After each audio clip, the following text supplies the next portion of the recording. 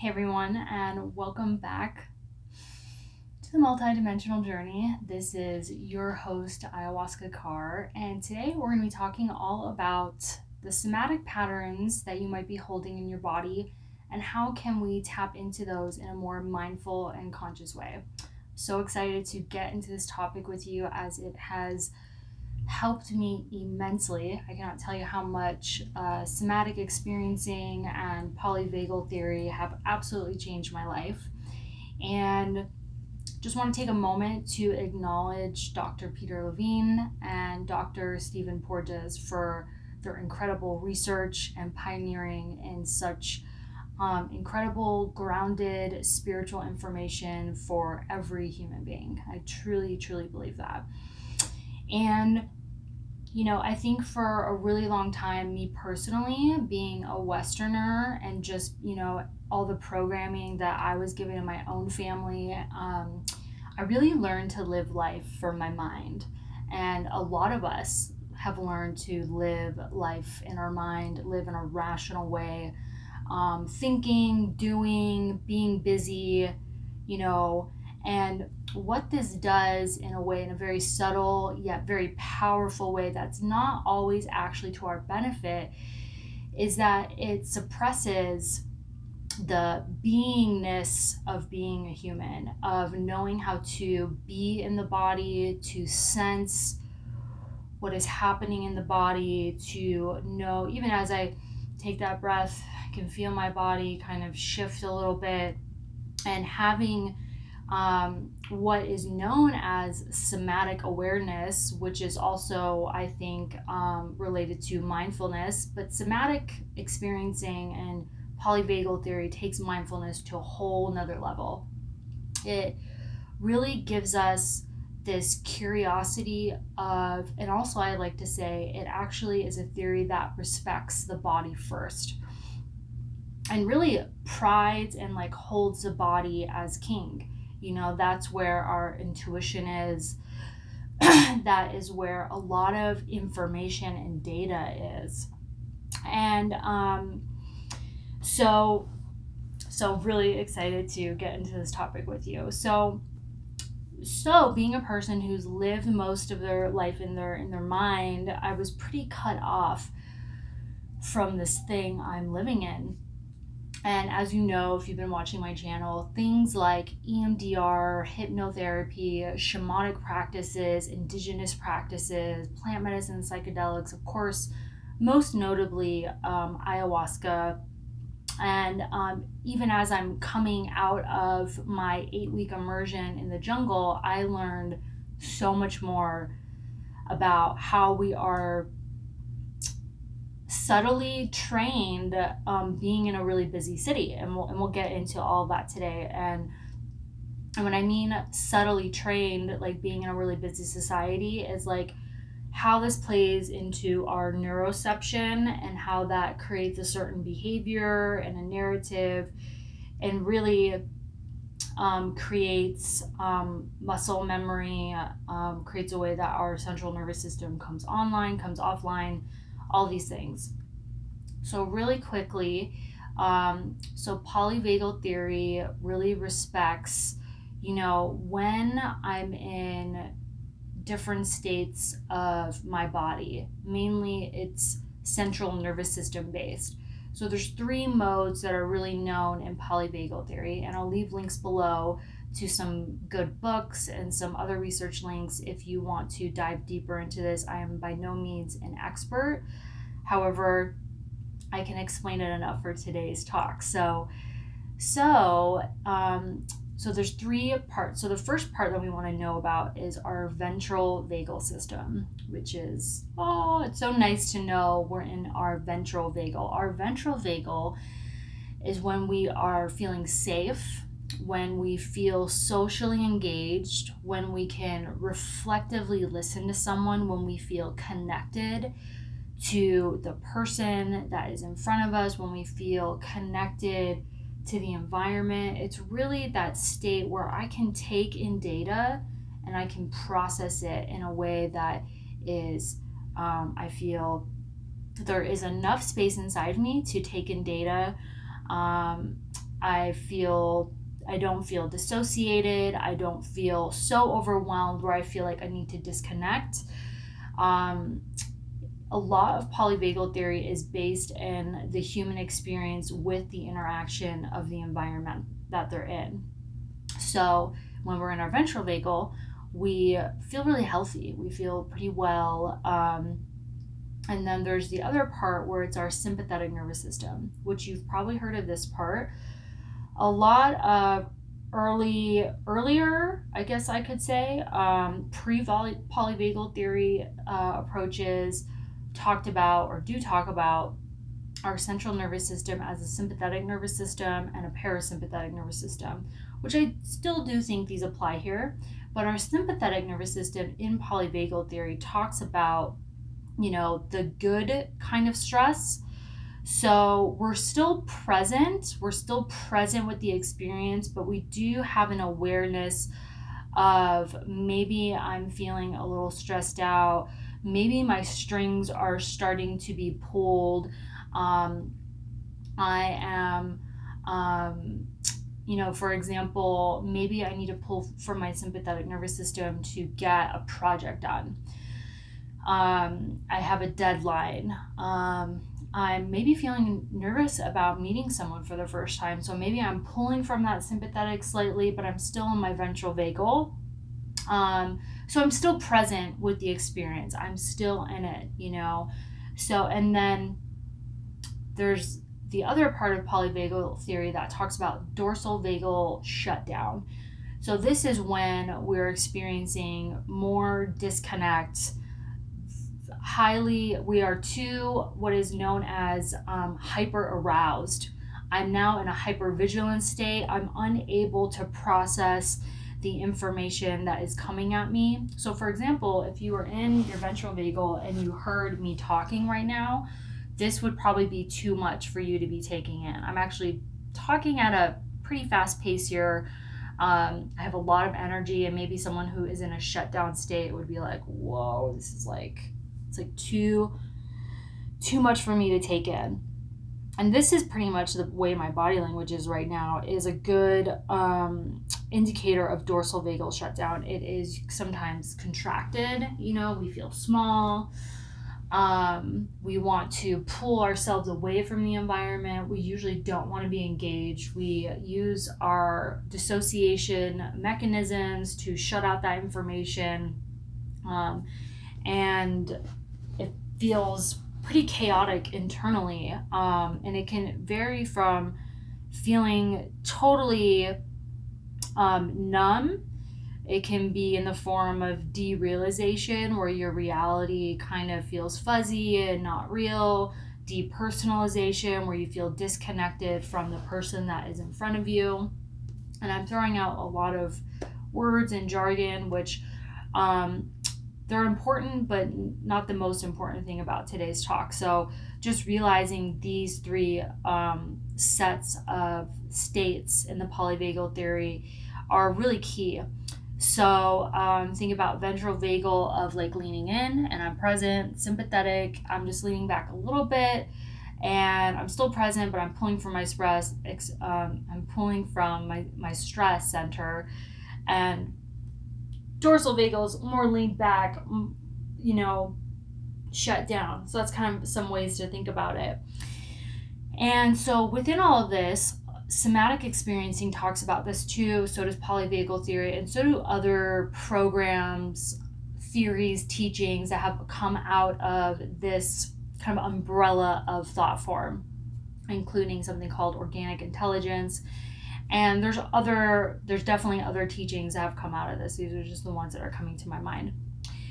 So within all of these, take a nice little somatic experiencing breath here, regulating myself as I do this video, which is what we'll go over later. But so there's something called a window of tolerance, and also known as the allostatic load. So we all have a personal window of tolerance, baseline, and it's something that we personally really want to become familiar with, because that's when we can tell we're popping out of our bodies. I'm no longer with the present moment. I'm in my head. I'm starting to feel, the subtle shifts in my body. And that's why somatic experiencing is so amazing. Polyvagal theory is so amazing. All these body-based things is because now I'm using the information from my body to inform my experience and actually become attuned to it.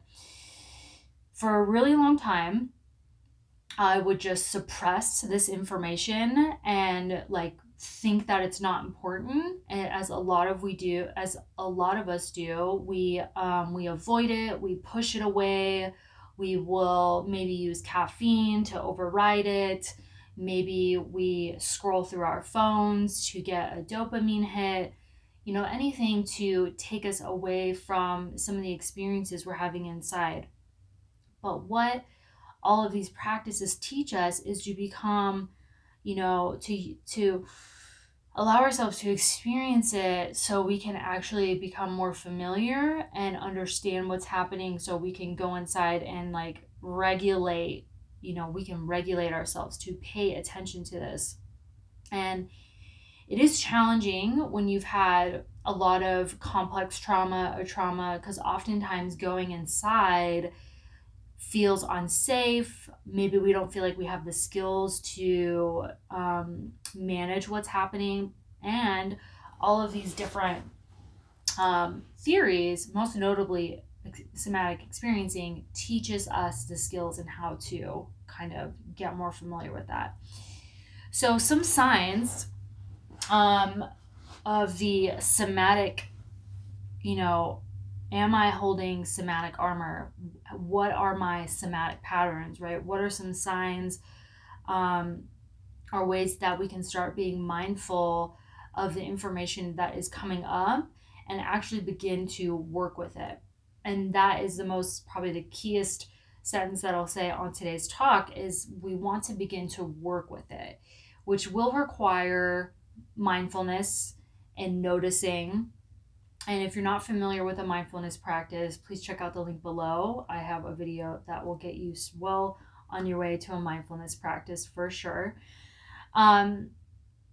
So some things I wrote some notes down here. So a good question to ask yourself is do I rush through things? This could be a good sign that we're tensing up. We're having an energy of fear. Because the way we do things is what somatic work is all about. What all this polyvagal theory is around. It's not what we do, it's how we're doing it and the way we're being in our bodies as we're doing something. So you could take any activity, right? So just look at your morning routine or just the first thing when you wake up in the morning. Is my body feeling activated or is it feeling shut down? What is happening? What is the somatic pattern? And or another question to ask just for assessment here is am I quick to anger? Am I quick to feel defensive about something? Or do I just feel defensive in general? Does my body tell me this isn't safe? Whatever is happening is unsafe. I feel unsafe. Another question is, am I fearful? And sometimes in our mind, the narrative isn't always there. The body will show that we're fearful, right? And that's more of that contracted state. Maybe I'm tensing up. Maybe I notice the energy in my body, right? And so these are all ways to begin to assess, what is happening somatically. So a good way to begin to, so these are just some preliminary questions, although there's much more other things to assess here. But a good way to begin to work with it is just by the noticing, just by the noticing, just this practice right here is closing our eyes, taking deep breaths,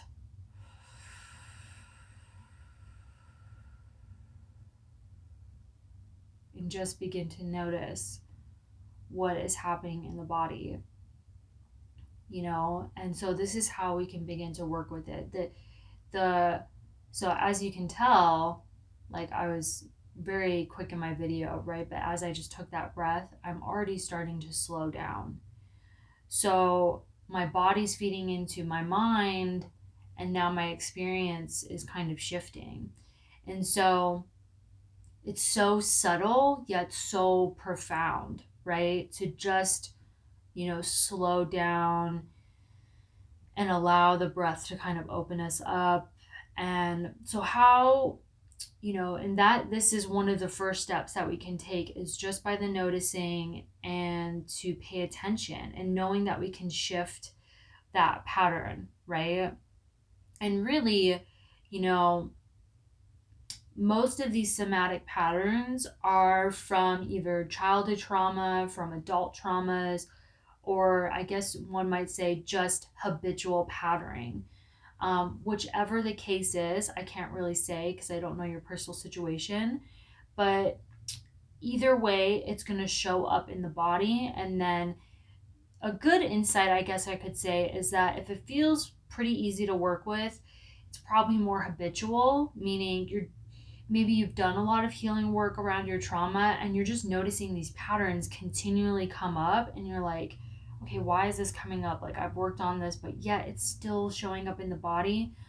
So that's when we want to bring more of that mind body connection in and start resourcing some of the habitual patterns with the breath.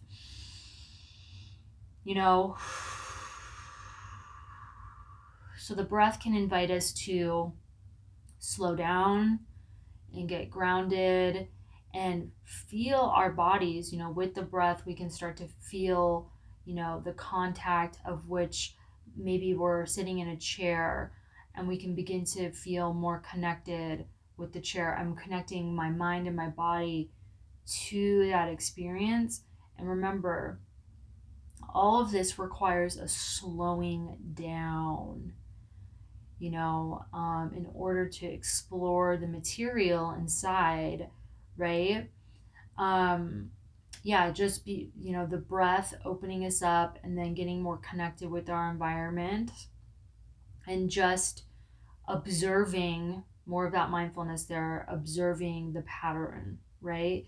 And so to take a step further in terms of maybe exploring things of traumatic material or even complex material, right? And I would say only do this when you feel grounded. If you feel grounded enough, you can begin to allow yourself to, get really into what's known as the felt perception of whatever is happening. So say, you're rushing around and you're doing something and you're like, oh yeah, like let me work with this. Like, why am I rushing around right now? So this is called consciousness and awareness, when we start to notice something that's happening in us and we observe it and we're like, okay, what's going on, right? So now we're bringing in that rational mind, right? And then we're allowing ourselves to breathe into it and opening ourselves to the felt and emotional perception, right? Maybe ask ourselves, when have I felt like this before? What is this reminding me of, right? And then we can start going into the programming and the memory banks of whatever is happening. And really, this particular technique of the felt perception kind of floating back is pulled from Michael Brown's The Presence Process, which I'll also leave a link to that below. And most polyvagal, somatic, and even Michael Brown's present process all has a foundation in breathing. Because without the breath, it's really hard to expand, right? So when we hold our breath, we become contracted, tight, and anxious, right? And this right here, I like to explain to my clients and including myself, this is pure science. Like this is why polyvagal theory, I believe, is so powerful, because we're really getting into the science of the emotional state, which sometimes is not always like understood, but the central nervous system pattern plays into so much. It plays into our heart rate, how our organs function, how our digestive system functions, all of these things. For example, if I'm in a sympathetic nervous system state or a dorsal vagal shutdown state, all my organs are working in a different way and state than if I was working in like a ventral vagal state, right? So, and this stuff is really complex, so I'm trying to really wrap it up in a box here for us. So, really beginning to create a practice, and I'll leave some links below of, vagus nerve toning, breath work, to begin to give ourselves the resources and the skills to actually explore the deeper patterns that are coming up and understanding where they're coming from. And knowing that all of this work, once again, is what is mostly on the table here when we're looking at this stuff is it's how we are being in the world, because how we are being in the world is connected to everything, and things like depression, anxiety, stuck trauma, all of this can in somehow, some way, really be coached through, resolved, just by getting into the body and allowing ourselves to feel the ups and downs and the patterns. So now we feel resourced enough to handle them, right? Because oftentimes what's happening, especially with, individuals, including myself at points in my life, really going into that dorsal vagal shutdown over and over again, life becomes pretty miserable because we just don't know how to navigate the science of what is happening in our bodies. We don't have the information or the resources or the tools to bring us through it and come back to feeling connected, feeling resourced, and all of these things. So, just to review, getting some more information on this if you don't know already, and then beginning to become mindful of your own patterns, which will, really just requires you taking some breaths and going inward throughout the day to explore that. And then maybe writing them down. Like, I notice when I'm doing my morning routine, I feel rushed and tense, or, when I'm around this particular person, I feel like I begin to feel unsafe. When I go to do this project that I'm working on, I begin to feel fearful and unsure of myself, right? So these feelings all have a way of showing up in the body, and we want to begin to breathe into those states so we can feel them and explore them and bring them to the surface and begin to work with them in a more conscious and intentional way. So I truly believe we're coming into this time where, we have so much information. In fact, we're getting really close to having a lot of it in terms of just becoming so much more skillful in working with things. Not only from a science perspective, but I also feel like from an authentic relating perspective, most of us, because of mental health stigma being really lifted and people now being able to have really honest conversations about what's happening in their internal world, and also having the language for it, and that's being paired with, all these incredible science-based tools, spirituality-based tools, so we can really create the internal sovereignty that we all desire and we all deserve. So please please post your comments below. Please ask your questions. I believe today was a very so small slice of the pie of so many things that can be really worked with in terms of all of this, but understanding your own somatic patterns and how to begin to work with them. And of course, if you're looking for a coach to work with you, please fill out the interest form below. I would love to hear what you're going through and see if we're a good match. And then also, be sure to check out my breathwork circles, deeper breathwork journeys. As long as you're a good candidate in terms of mental health and wellness and medical wise, yields profound benefits, as it's really well known for bypassing the rational mind or the default network and getting right into the body. So thank you so much for stopping by once again, and as always, remember why you came here.